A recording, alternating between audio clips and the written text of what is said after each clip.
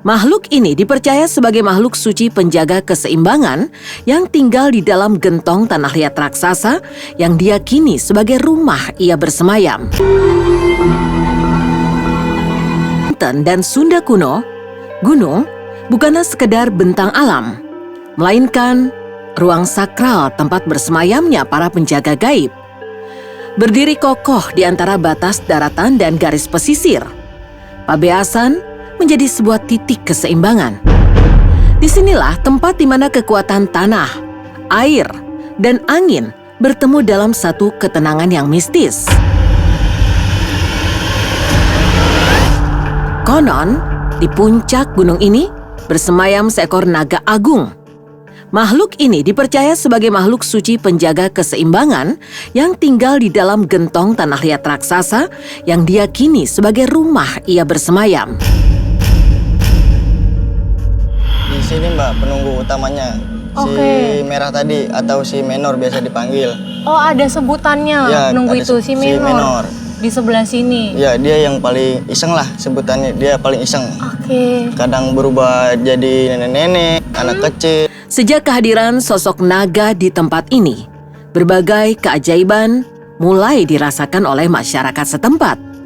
Hal itu terpancar jelas dari hamparan tanah di kaki Gunung Pabeasan yang seolah terkunci dalam kesuburan abadi. Sawah-sawah menguning dengan sempurna saat musim panen tiba, dan hasil perkebunan pun terus melimpah tanpa henti. Bagi warga sekitar, fenomena ini bukanlah sekedar faktor alam belaka.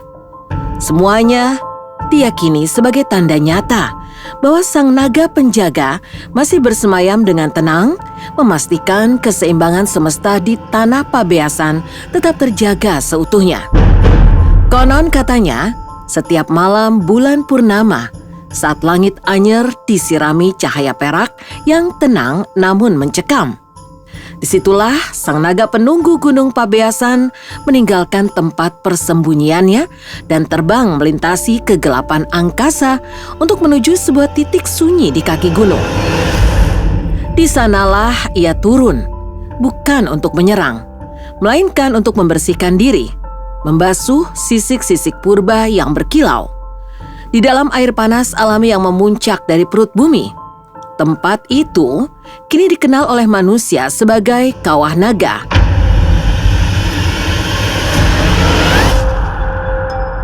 Sebuah kawah yang menyimpan air mendidih tanpa henti.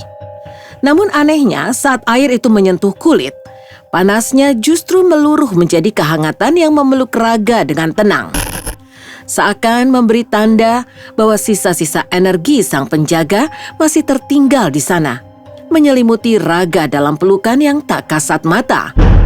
Selama Kawah Naga masih bernapas dengan tenang, selama air panas itu terus memuncak tanpa gejolak, warga setempat memaknainya sebagai tanda bahwa keseimbangan Gunung Pabeasan belum terusik.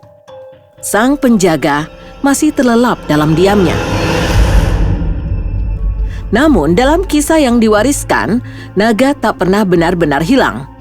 Ia hanya menunggu waktunya untuk keluar. Karena ketika keserakahan manusia mulai merusak batas amarah, sang penjaga dipercaya akan terbangun dan alam tak lagi memberi tanda, melainkan peringatan.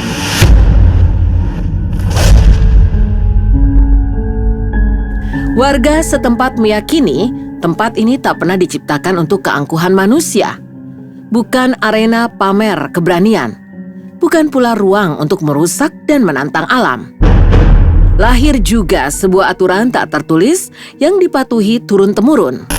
Larangan untuk tidak berucap kasar, tidak bersikap sombong hingga pantangan merusak alam. Bukan karena rasa takut, melainkan karena ada batas tak kasat mata yang harus dihormati. Sebab kawah ini dipandang sebagai celah tipis antara dunia manusia dan kekuatan purba, yaitu sebuah pintu alam yang jika diperlakukan tanpa adab bisa membangunkan penjaga Gunung Pabeasan.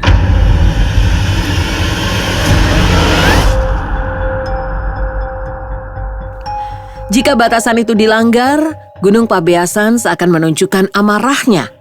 Dimulai dari rasa gelisah yang datang tanpa alasan, hingga raga yang tiba-tiba tersesat di jalur yang sebenarnya sudah sangat mereka kenal. Pernah tersiar kisah tentang seorang pendaki yang lancang berucap kotor di sana. Saat langkahnya berbalik turun, jalan